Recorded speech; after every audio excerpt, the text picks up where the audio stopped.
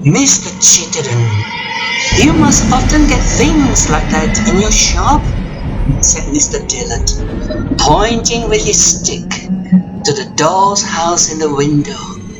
Mr. Dillard knew a lot about old things and realized it was very special. £75, sir. That's a price for an American buyer. Let's say 50. In the end, they agreed on something in between, and half an hour later, Mr. Dillard took the thing away in his car. He put the dolls in a line in front of him. There was a gentleman and a lady in blue.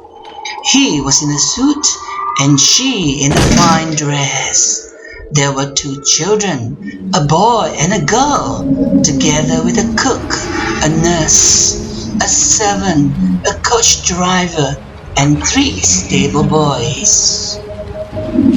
There was no striking clock in Mr. Dillon's room, nor on the stairs or stables of his house, and none in the nearby church.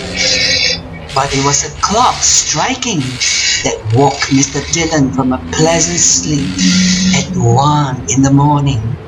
He was so surprised he sat up in bed. Strangely, although the room was dark, he could see the doll's house very clearly. It seemed that the full moon was shining down on it, and he could see trees around it.